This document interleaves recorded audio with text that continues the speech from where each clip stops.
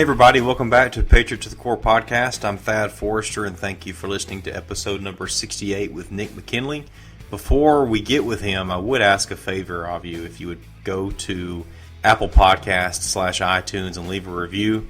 You can do two things really. You can go hit the far right star to give it 5-star rating, but what would even be better would be to actually write a review along with a 5-star rating. So I would ask that you consider that. I'm going to take a guess and say I've probably got 40-something ratings, and then I've got, I think, less than probably 10 written reviews. So please consider that so the podcast will be easier to find when people are searching. And now, so with Nic. Nic is a former Air Force PJ and country chief for a special unit within the CIA. During his career, he witnessed the epidemic of child trafficking within illegal markets and recognized the opportunity to apply his training to influence this global crisis. So how do he and his organization DeliverFund do this? By equipping, training, and advising law enforcement officers to track down and arrest these worthless scums of the earth. They focus on getting the source by unleashing the warriors. In some instances, they've reduced the time to find and arrest traffickers down to days or even hours. To say Nic has a firm understanding about these illegal markets and has the highest levels of training to effectively combat them is an understatement. I'm really fascinated by this child and this human trafficking subject, partly because I didn't know anything about it for so long. And now that I have learned much more about it, it's just so evil and hurtful, and especially now as a father, just infuriates me to see some of the images and to read some of the stories. And then some of the stuff that you'll hear from Nic will fire you up as well. One of the worst situations he was involved in that he will share is about a girl that was kept in a dog crate. So you'll get a few more details here in a few minutes. I hope you enjoy with Nic, and please reach out to him. Look up his organization, DeliverFund, and consider donating or just following them. They're active on social media, especially LinkedIn. I hope you enjoy. Tell me, how big a problem is trafficking, and are you focused more on, is it human trafficking, child trafficking, or just all of the above? So the size and scope of the human trafficking problem is really hard to measure. Our best estimates say there's about 27 million slaves worldwide. That's the best studies. Some of the not so good studies will put the number as high as 42 million. But those are really big numbers. Let me give you a number that will really ring home with you. And that's 846%. That is how big the human trafficking market grew in just a 5-year period, according to the National Center for Missing and Exploited Children. Wow. So it's not necessarily the size of the market, it's how fast it's growing that should scare us all. Is it growing faster in the U.S. than anywhere else in the world? There's really no good data on that. I don't know. But when you look at where you look at any market, the market is going to grow fastest where the expendable income is, which is going to predominantly be in Western countries. And the way that the human trafficking market is scaling is through the internet. It's through the cyber technologies that we enjoy every single day. And when you combine the amount of expendable income with the computer technologies that are available and quite frankly ubiquitous at this point, it really lends to a good argument that the human trafficking market in the United States is growing faster than anywhere else. Wow. So I've been kind of keeping up with human trafficking the last few years. I've read about it. I've listened to several different people who have organizations that are involved in helping to catch these guys, and I had a hard time understanding it, because in my head, at least at first, I thought, okay, these are, I don't know, where's it happening? Are these runaways? Or are they coming from, were they abandoned, like the children? But that's not always the case. Can you just break it down? Like, how do kids get involved or pulled into this, and how often is it like a kidnapping situation, and how often is it like it's a neighbor or a family member that exploits them this way? So really, for the most part, when you look at human trafficking, first we have to define what that means. Especially in the modern political climate, oftentimes human trafficking and human smuggling are combined. And the reality is those are two very different things.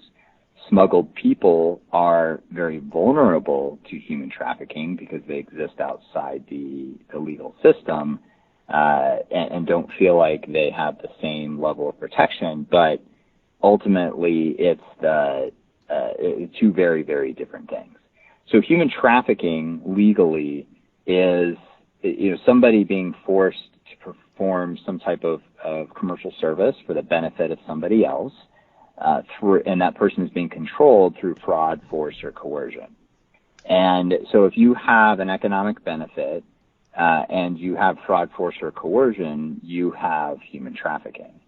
And sometimes that is, parents that are trafficking their own children for drug money. We see that more often than you'd like, but most of the time it's just usually a female, not always, but usually a female somewhere between the ages of 12 and 16 years old who's trying to fill that either God-sized hole in their heart or that hole that's supposed to be taken up by a father figure or some type of positive male role model. And those girls are the ones that are most vulnerable because they're just looking for somebody to show them love.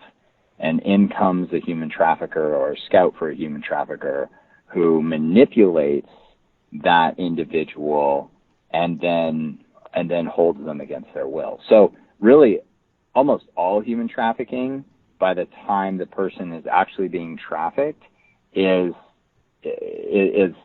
some type of captive situation. The question is, does the victim actually understand that, or are they in such a Stockholm mindset that they don't even think that they're being trafficked? They don't even think what is happening is wrong. So how do you said they kind of move in and take advantage of a vulnerable person. How do they, get access to this person? So that could be a girl just, going to the mall with her friends when her parents think that she's over at her friend's house. It could be, in some cases it's, a trafficker is actually a high school student, or maybe the high school student's dad is a trafficker and sends him to go, essentially spot and assess girls within his high school who might be vulnerable. It's any child or anybody who is in a vulnerable state who's willing to try to solve that vulnerable state for themselves is open to manipulation. I saw a documentary recently, and I think it was called The Prisoner Across the Street. You may have seen it before, but that opened my eyes. It was very informative to me. And so it was a girl who, I think she had a stable home, stable family, and she rode home with a guy from school one day. And she ended up, he's like, I have to stop at my house. I need to go in my bedroom and get something. So she made the decision to follow him there, and he apparently slipped her a drug, and he raped her. And that led to, so he ended up taking her home, but it led to a few nights a week these guys would take her and say, hey, well, my friends want to meet you now. They want the same thing. She was a prisoner in that regard, and she was too embarrassed to tell her family. And then she ended up being taken to like a hotel one night, and there was a bunch of men in there. And she was drugged and abused. And is that common, that kind of situation too, where they live at home in a stable family and they're trafficked that way? I don't know that I would necessarily say common, but it absolutely does happen. These traffickers know how to get hooks into these girls through really whatever means possible. It could be drugs, it could be, kind of an extortion type case. It could be any number of things where they are just keeping them under control. Because at the end of the day, that's what human trafficking is all about. It's about controlling another individual so that you can make as much money as possible off of them.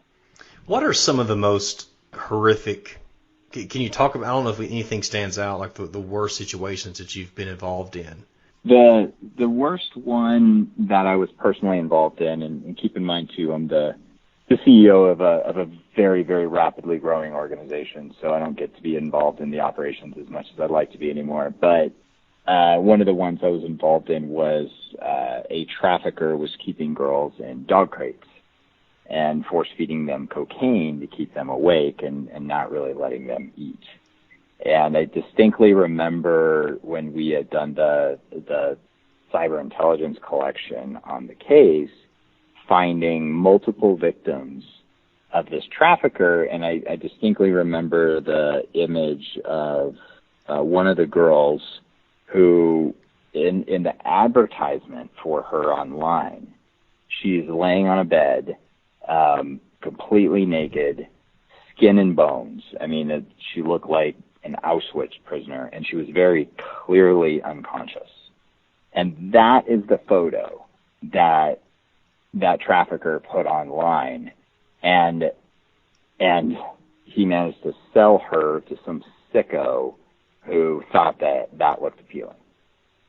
And that, you don't even, it's just like terrorism. You don't try to wrap your head around the crazy things that these people do and the incredibly evil things that these people do. You just confront it. You don't even try to understand it because they're evil, and there is no understanding that level of evil. Are oftentimes these men involved, do they have these white-collar jobs? Are they seemingly upstanding citizens?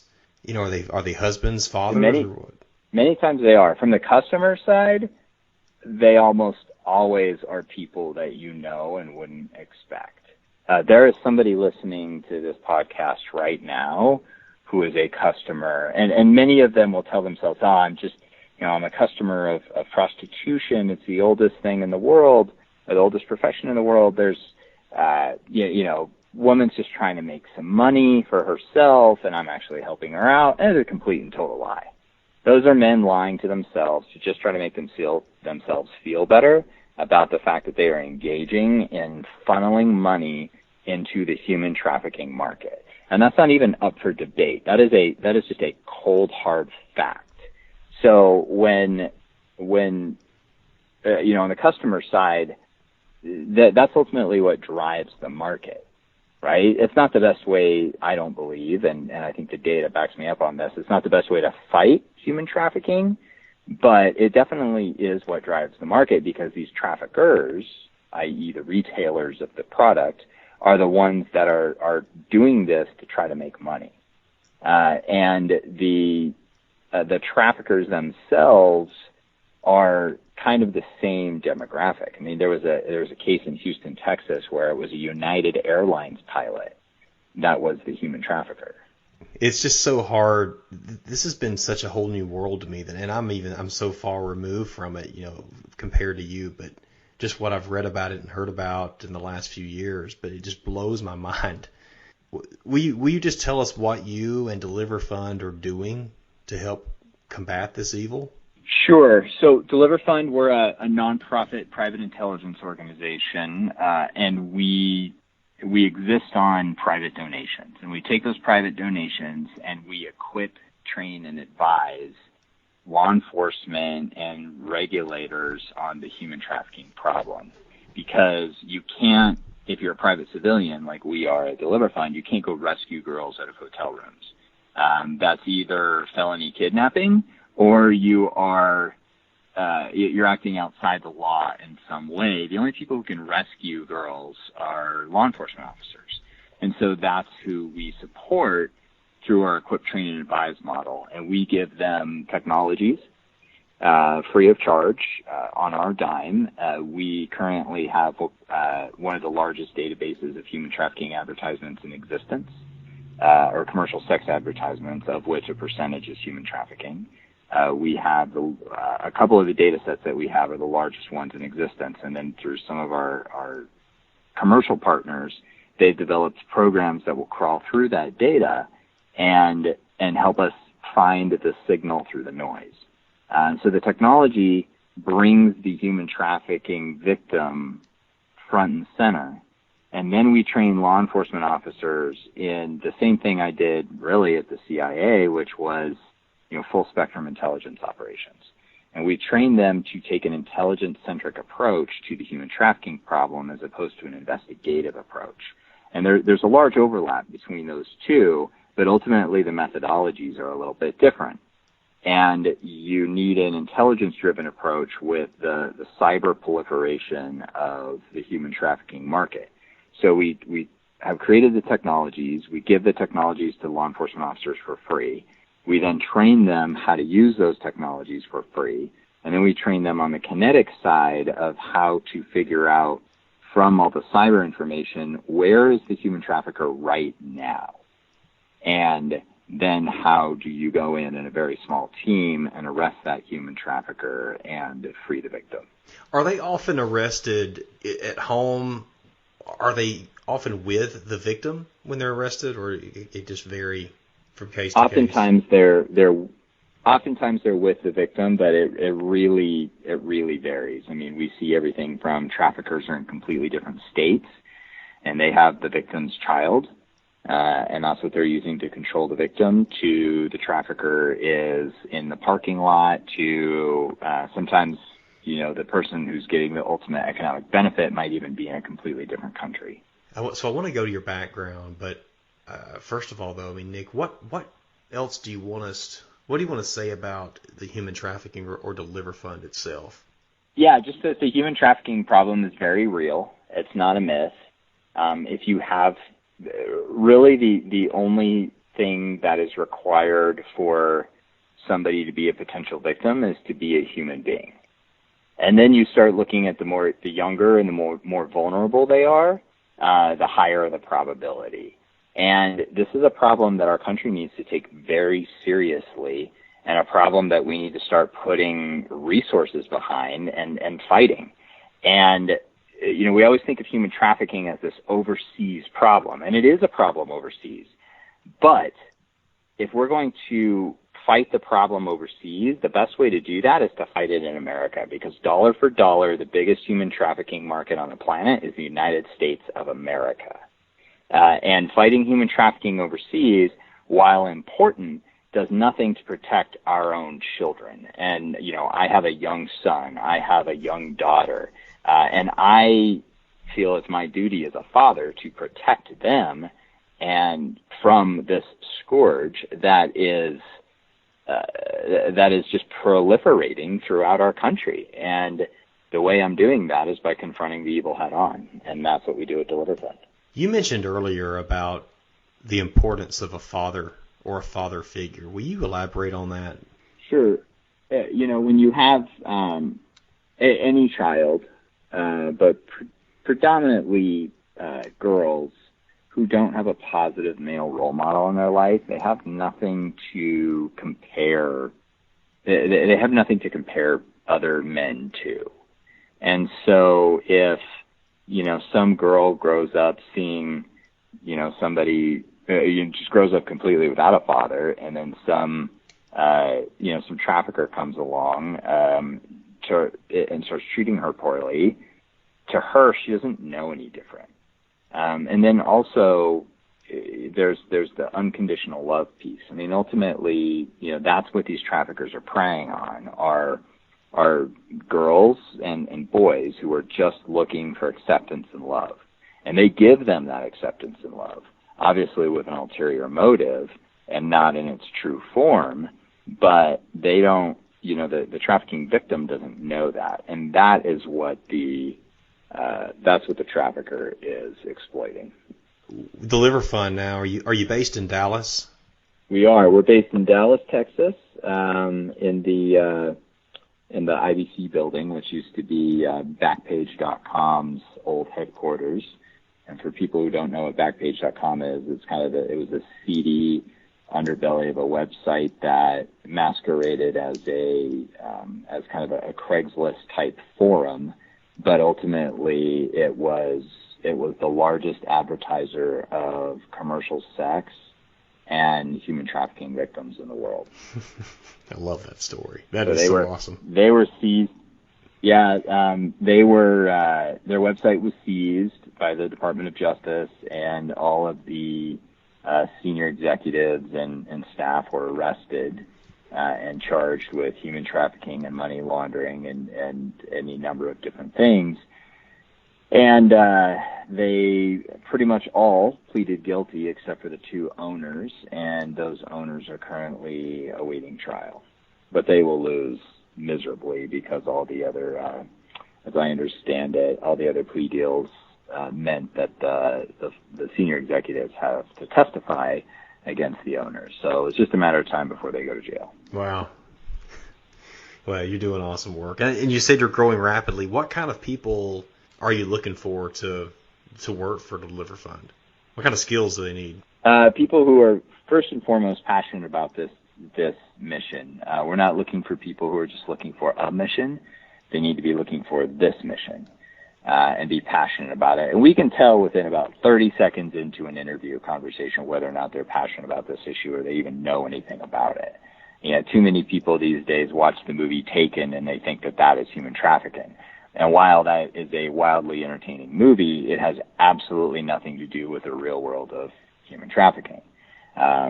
So we're looking for people who are passionate about this issue, preferably, not always, but preferably people with a background in the intelligence side of the special operations community from the military or within the intelligence community. So people coming from a JSOC or SOCOM background or CIA, NSA, DIA, any of those. And the other piece that we're looking for are law enforcement detectives who used to fight human trafficking on the law enforcement side and then join us to help equip, train, and advise other law enforcement officers how to tackle this problem. Yeah, what are some of your strongest partnerships right now, like with which police departments or organizations? We don't publicly talk about the law enforcement organizations that we work with. We let them talk about us. But I can tell you, the ones that have publicly come out and thanked us for our work are, organizations like the Houston Police Department, Harris County Sheriff's Office, the Tarrant County Sheriff's Office. We work with a number of federal agencies to include the Department of Homeland Security. I work very closely with them. But ultimately, currently, we work with over 35 law enforcement agencies across the country. Wow, okay. And so with Houston, I believe the Super Bowl was there a few years ago. And I know you've talked about this before, but is it kind of a given, I guess, a fact that where there's big events such as the Super Bowl, trafficking is going to increase in that area, and I'm sure y'all are prepared for that now. Is that right? That is right. Anytime you have an increase in the party life, you're going to have an increase in trafficking because you just have an increase in the overall commercial sex market. So traffickers fully understand that, and they will go across the country to transport their victims into what is a hot market so that they can make more money. You have a very powerful story from your military background, which really intrigued me from the Air Force Special Operations community, and then I think you said CIA, I believe, and you publicized that, and I'd love you to say why you did before we get off the phone, but we just talk about your background and how kind of the birth or the idea of DeliverFund came from your military background. Yeah. So I spent 11 years, 10 years active duty, 1 year in the reserves in the Air Force Pararescue teams, and I left pararescue and went into a very interesting job within the private personnel recovery world, which is just a really fancy way of saying that you worked for insurance companies when very wealthy people would go overseas and get themselves into trouble, and their insurance policy would be activated, or their publicly traded company was concerned about people finding out that they were there and the stock price plummeting or something along those lines. And so my job was to figure out how to get them back. And I kind of became a victim of my own success in doing that, and ended up kind of generating a reputation amongst that community as, as basically the guy to call when your employees got in trouble overseas. And so I did that until I got approached by the CIA and recruited in. That's a process, obviously, I'm not really allowed to talk about. Why they chose me, I have no idea. It just kind of goes to show that the system doesn't always work, but they let me in anyway. So I got to spend a number of years at the CIA. I found myself as a country team leader in charge of a full spectrum intelligence operations unit, and we were doing some really, really good work for Mom Chevrolet and Apple Pie. It was all counter-narcotics and counterterrorism-related work, obviously all within the high-threat intelligence collection and signals intelligence collection world. Really, really fun stuff. The CIA is a great group of people. Can you tell us what years that was, Nick? I can't. Okay. Right. I can tell you I got out in 2015. Okay. All right. But yeah, the CIA's got some pretty strict rules on what I am and am not allowed to talk about. Okay. Sorry, go ahead. So, but if you can imagine, I started Pararescue in 1996. I did 10 years active duty, and then did over half a decade, I can say, at the CIA. So you can kind of do some math and come pretty close. Yep. To some of the stuff that was going on. But it was pretty cool because between Pararescue and the CIA, I had the privilege of doing 30 combat tours. And, a lot of them were quite frankly pretty boring.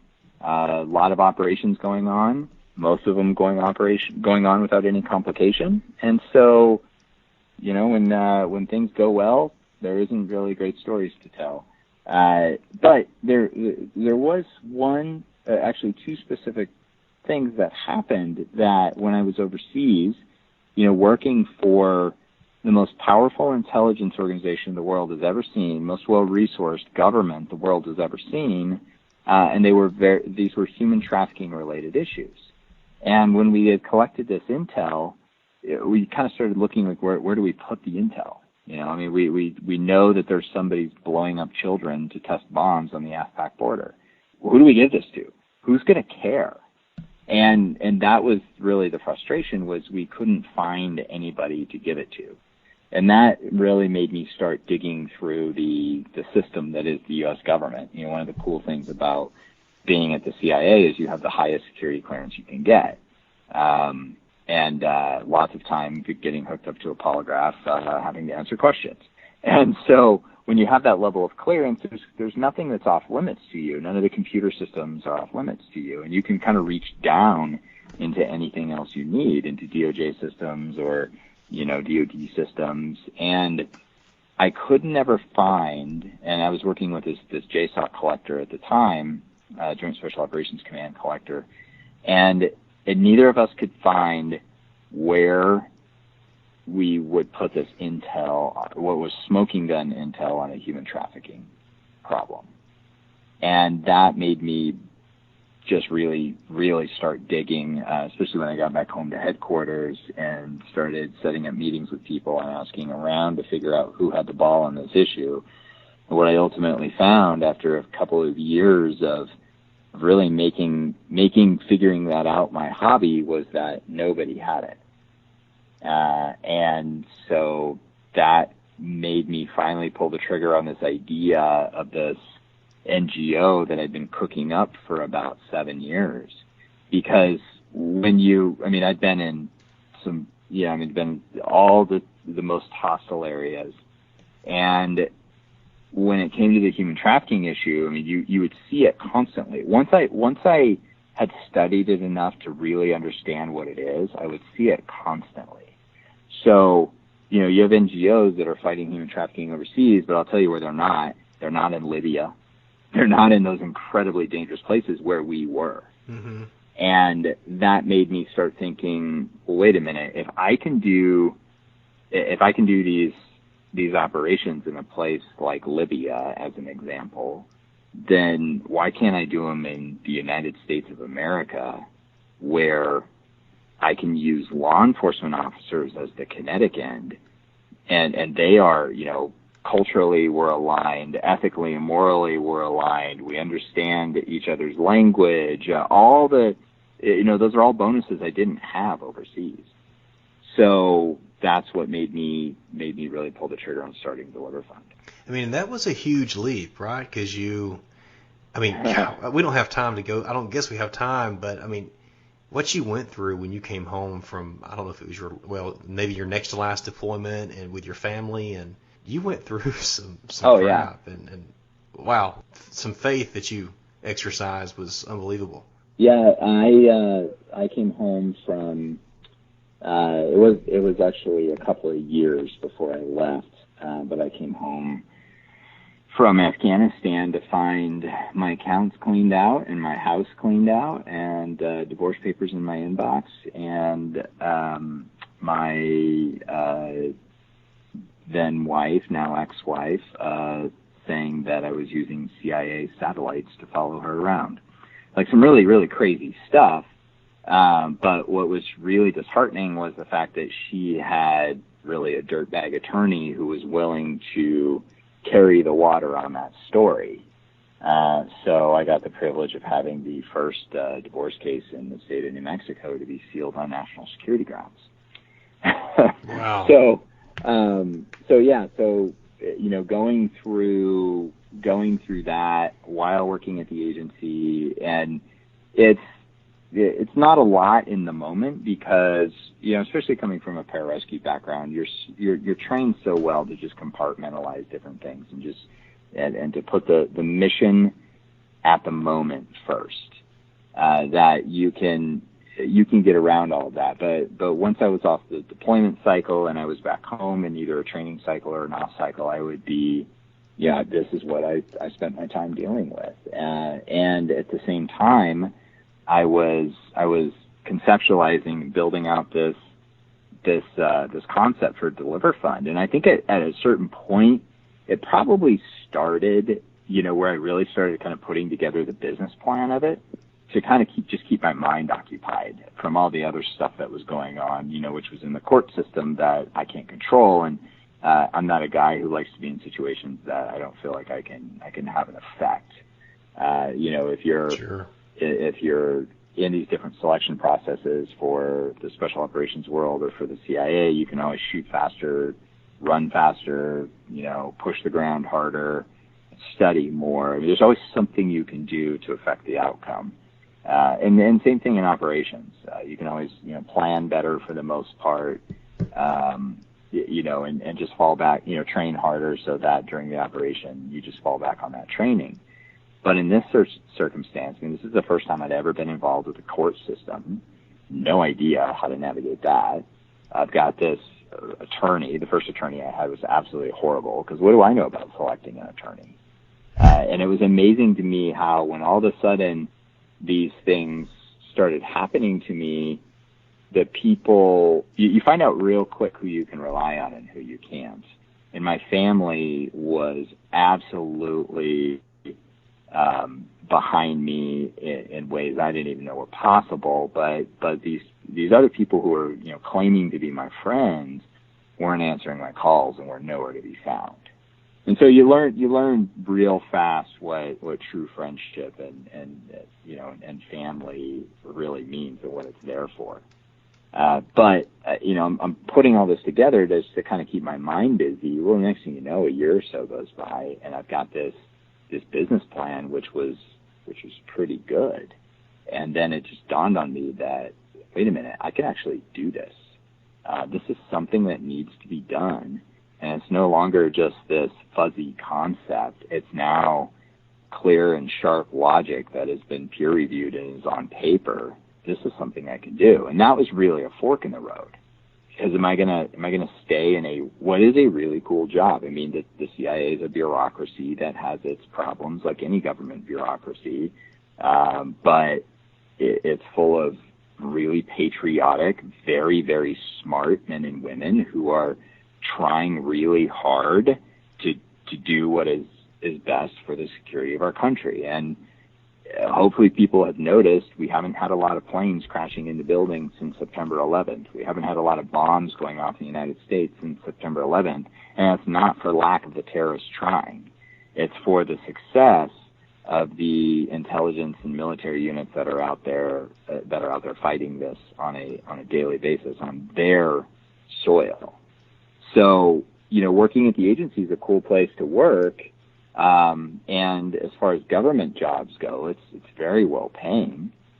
So I was really forced with the choice of, am I going to stay in this comfortable position that I'm very comfortable in, and that is all I've ever known professionally, or am I going to take this wild leap of faith to go run a nonprofit, something I know nothing about, like a business, something that I knew nothing about, with essentially using my retirement account and liquidating my gun collection as the startup capital, right? I mean, that doesn't brief so well, and that's not a very smart thing to do. And yet, it was one of those moments in time where it was like, well, if I'm not going to go do this, and it's something that needs to be done, then who is going to go do it? And I got a couple friends, Jeremy Mayhew, my co-founder, has just been a stalwart supporter of this entire thing, and you could say has largely been the reason DeliverFund has been successful in spite of myself and some of the decisions that I made. And these guys got behind me, and we just didn't look back. Man, how many years has it been now? So we went live in April of 2015. So going into 4.5. So you did something though to really to remove your safety net. So you'd be all in. When you came out and I guess announced that you worked for the CIA. Will you explain what you did there? Yeah, the cool thing about being at the CIA is that once you're in, as long as you're still employable, you can always go back. It's they already know you. You're a known entity. You can always go back unless, and even if your cover's rolled back, you can go back. However, if you publicly publish that you were at the agency, obviously with the cooperation of the Publication Review Board, and if you publicly do that, then you're done. You can't ever go back. Because how can you serve in a covert capacity if you've told the world that you used to be at the CIA? And the reason I did that was so that I couldn't go back. Because when you're building a business, and really, DeliverFund, that's what DeliverFund is we're a nonprofit, but we run the organization like a business. We apply business metrics to what it is that we do. Our donors are really investing in the future betterment of the country, and that's the work that we're doing. So if you give yourself an out when things get tough, you might take it. So just burn the boats so that you have no choice but to fight through the difficult times and come out on the other side. And I'm happy to say that at DeliverFund, we've really, really been blessed, and by the total grace of God, we have managed to come out on the other side and are building a very rapidly growing organization. Man, congratulations. I'm looking at your profile right now on LinkedIn, and yep, I see where you blasted, your job history here, and that takes some guts, man. I really respect and admire you, and being a nonprofit, really, what do you, for the listeners, really, what should we do to help in this cause? Is it donate to DeliverFund? Is it what's the best thing? The best thing is to get involved. Not everybody is called to, quit their really cool job and take this huge risk to go do this full time. And I'm glad, because if that was the case, then we wouldn't have anybody to do the other important work in the world. So, nobody likes to talk about money. Nobody likes to ask people for money. But ultimately, that is what we need at DeliverFund. Those technologies and databases I was talking about earlier, those are insanely expensive.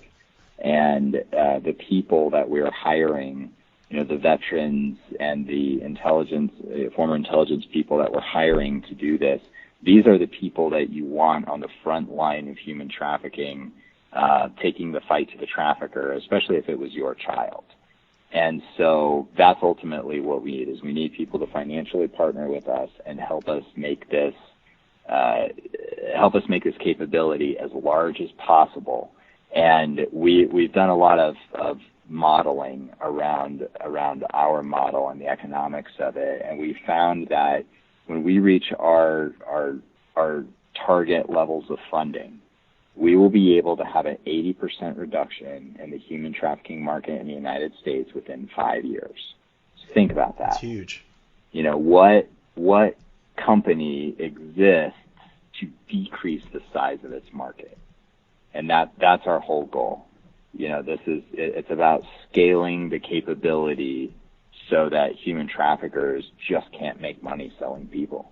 Yeah, sounds like you have got a plan. Very well organized. We do. A well-run organization. What else, Nick? Anything else you'd like to share that we need to make sure that we cover? You can also help spread the word about who we are and what we do. We're on all the social media platforms. You can find us by looking for @DeliverFund. Me personally, I'm on those platforms @DeliverFund Nick. Well, I follow you on LinkedIn. I love the work you're doing there. I see you're helping with the I Am Jane Doe. I guess that's a documentary, or it's a new film, and I follow you on Instagram. So thank you. And I do have one last question, though. Do you still not own a TV? I still do not own a TV. Staying strong. I'm proud of you. Yeah, I think it'd be over 10 years ago. I was moving and I sold my TV, and I was going to get another one, and then the next thing you know, I just decided that I didn't need it, because you know how when you sit down and you're just like, I'm just going to surf around on the TV, and then the next thing you know, 2 or 3 hours go by. You're like, whoa, what happened all that time? That never happens to me, because it's impossible, because I don't own one. Yep. So I found that my productivity went through the roof when I got rid of my TV about 10 years ago, and still don't have one. And I've got people say, oh, but I've got kids, and I've got 2 kids under 2. I've got a 9-year-old, and my wife and I are very much aligned in that we just don't. That's just something that culturally doesn't fit within our house. Nothing wrong with it, and it's just something that doesn't really resonate with us. So, yep, still don't have one. I admire that. Well, it has been a pleasure. I appreciate you. I've wanted to talk to you for a while, since I first heard you, and I've heard you on a few other podcasts, and my audience, I think, will really enjoy this. And I feel like a lot of my audience is very probably uneducated on this topic as well, on human trafficking. So this is going to be very enlightening, and they'll have all the links to go read more about you and about the problem in the world of trafficking. And I think that's all I got, Nick. All right. Well, thank you, and thanks for helping us shine the light into some dark corners of the world. But there's good news. We've got a plan, and there's hope for the future, and hope for the destruction of this evil.